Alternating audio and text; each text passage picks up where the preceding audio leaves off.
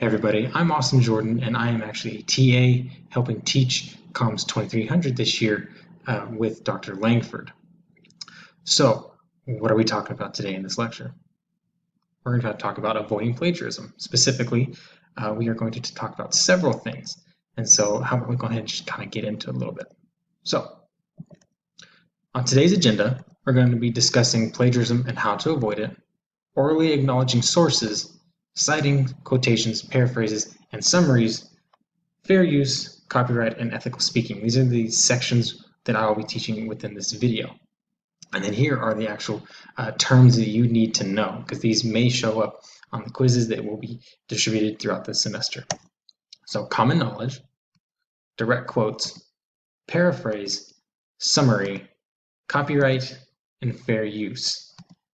All of those are something that could potentially show up on her quizzes. So be prepared. Please take good notes out of this, okay? So, what is plagiarism and how do you avoid it?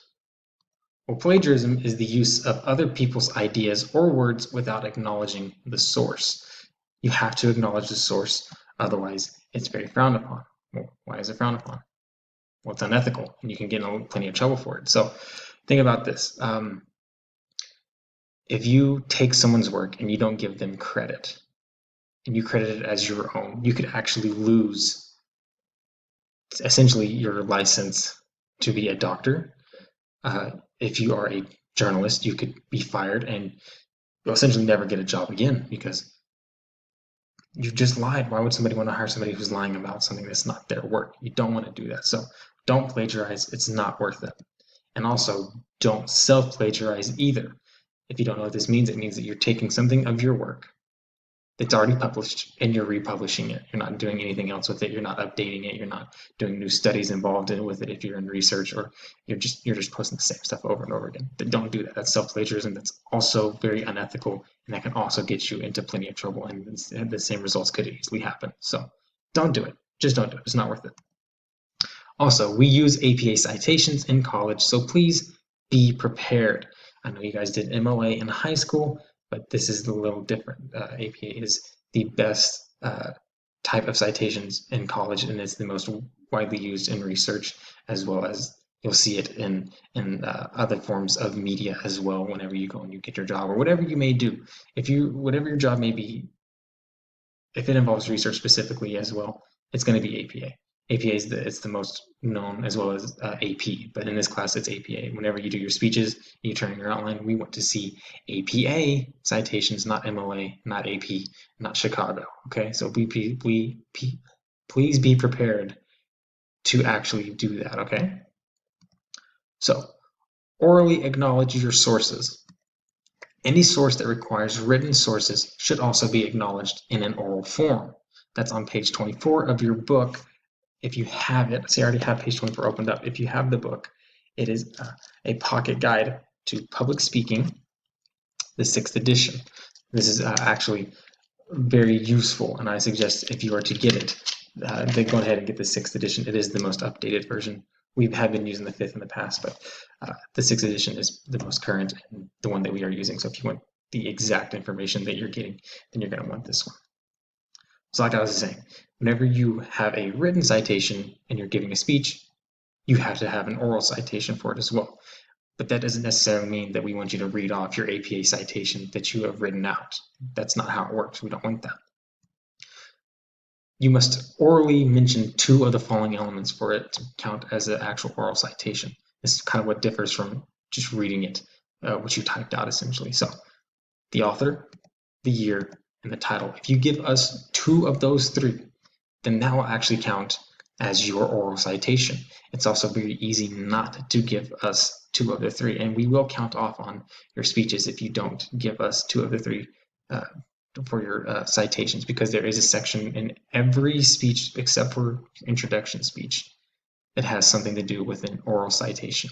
You have to do your citations well, otherwise we will take off points. So please be wary of this and actually give us 2 of the 3. It makes our jobs a lot easier, and it makes sure you have a better grade. So all you got to do is say 2 or 3. Just say this book was written by so and so. So this article was published by Joshua Micaiah or whatever in the year 2020. That would work. That's totally fine. That's exactly what we're looking for. Just give us two of those things. Or you can just say the title and the year. It doesn't matter. Just do two of them. That's all we're asking. So these must be followed. Otherwise, like I said, your instructors will count off points on your speech.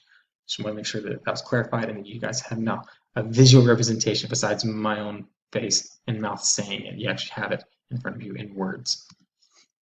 All right, so on to citing quotations, paraphrases, and summaries. This is honestly the best way to actually help out with your oral citations that you do originally and giving us the material afterwards. So when you cite other people's work, you can present them in one of three ways. So you can either give us a direct quote, which is word for word, or it's verbatim. You can give us a paraphrase, which is restatement of someone else's ideas in your own words. Or you can give us a summary. It's just a brief overview of someone else's ideas, right? Really easy stuff. So how about some examples of that, all right? So here's some examples. So I'm actually a big Office fan. I'm sure most of you guys probably are. I actually took this quote from an episode of The Office, is where Michael Scott said, Wikipedia is the best thing ever. Anyone in the world can write anything they want about any subject, so you know you are getting the best possible information. I feel like this is a great quote and to relate to college because no, Wikipedia is not a good source, and that's why it's so perfect to use this quote. So to actually to give a direct quotation, which I already have on the screen, all you got to do is say is, Michael Scott said in the hit television show The Office, in the episode The Negotiation in 2007, Wikipedia is the best thing ever, and so on and so forth. You just got to state that and then give us the direct quote, if that's what you're wanting as a direct quotation. If you want to give an oral paraphrase, all it is this. In the episode of The Office titled The Negotiation in 2007, Michael Scott explains that with the ability to post anything you want on the Wikipedia page, you can get the best information possible. How about an oral summary? So, in the episode of The Office titled The Negotiation in 2007, Michael Scott says that Wikipedia is a great source of information since it allows people to edit any subject, which gives a person the best possible information about a topic. It's very easy. It's very easy to do these kind of potential site source material, right? It's easy to cite these three. Just give us that. I would suggest don't give us only direct quotations or only oral or only summary. Switch it up. Give us all three of them. Kind of sprinkle them throughout instead of using the same ones over and over and over again. So I would say start with a direct quote, then go to a summary of something else, and then finish off with a paraphrase, and then go back to another quote. Just kind of switch it up a little bit, right? Don't follow the same flow and don't use one singular item. Switch it up, make it interesting, because the more you do and the more quotes and the more citations you have, the more credible you sound. And the more you can mix it up and not make it so bland, helps out with your credibility even more. So it's important to mix it up and understand how to actually orally cite something. All right, so on to fair use, copyright, and ethical speaking. This is something that is very important when it comes to the material that you're actually trying to find. So what is a copyright? Well, it's a legal protection afforded the creators of original literary and artistic works. When using this material, you must determine if you need permission to use such works. If you can't get that permission, you just cannot use it. It will not go over well. I think the best example of this would be music. A lot of times, in order to get music, you have to pay a copyright fee. You have to either go to the person who made it or go to a website that they've allowed to stream it and allowed you to purchase through it, things like that. I think that's probably the best way to say it, but it can even happen in literature. If you want to use a copyrighted literature, you have to probably get in contact with either the creator or the publisher, something like that, and you probably have to pay a fee. That's really simple. It's just kind of what happens. It's just the reality of the world, right? So then the next thing you have is public domain, which literally just means anyone can reproduce it. But the only way that it can be reproduced is if any work created from 1978 to present, a copyright is good during that author's lifetime plus 50 years after they passed. After that, unless it's extended, the work falls into public domain. If it falls into public domain, you can easily use it. That's totally fine. But if it's not under public domain, it falls back under copyright, and you'll have to find that. So I think one of the biggest issues recently is Disney. Walt Disney had a patent or a copyright for Mickey Mouse. Well, he can't. He's been dead quite a while, and so Mickey Mouse, it should have technically fallen into public domain, but there's a legal battle going on. So we're going to see how that goes and see if this actually gets updated. But as of right now, it still stands as the author's lifetime plus 50 years. And I would remember that because that could easily show up on a quiz. And then you have common knowledge. Well, it's information that is likely known by many people and described in many different ways. I found this on page 71 because in this specific chapter, and on page 27, we actually get into this specific section. It mentions common knowledge, but doesn't actually give you the actual definition. So it does mention on page 71 that you can find that. So that's where I went and found this. And that literally means everyone knows it. So what's something that everybody knows? Gravity. We all know gravity. It is common knowledge, and it can be stated and described in many different ways, but still have the exact same meaning. So I feel like that's probably the best one. It's so easy to remember, and common knowledge is very easy to remember. So 1 + 1 is 2. That's common knowledge. Everyone can do that.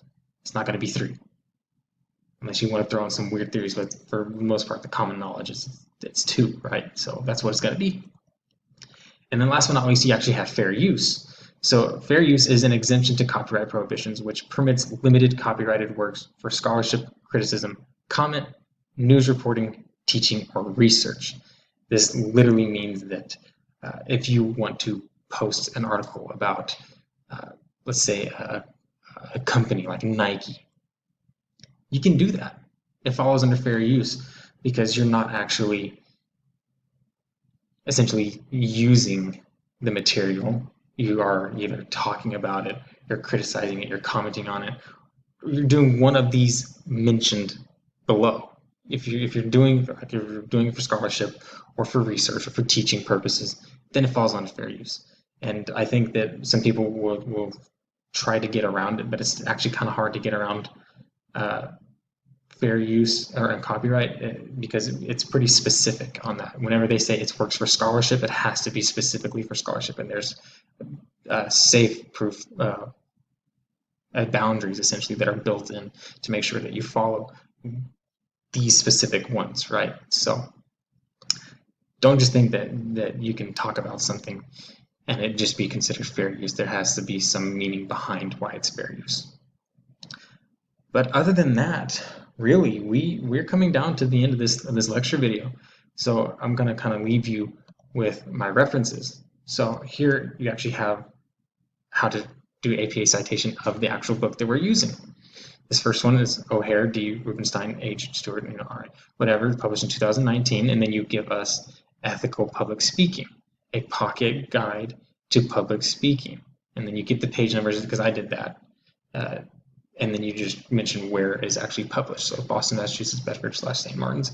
And then I went and actually found a way to do this for APA citations for television show. So obviously Daniels G, Merchant S, Novak BJ, Kaling M, and they're all producers. And this show was produced in 2005.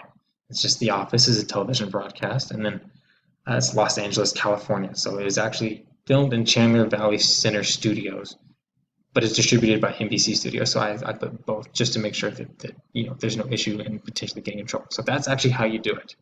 It's really easy. If you have any questions regarding APA citations, you can always go to your instructor. You can always ask us, and we'll always be there to help you out with that. So other than that, it's been great teaching you guys this, and I hope that you've learned something and that it'll help prepare you for any potential questions that may come up on these quizzes. All right, so peace out, stay safe.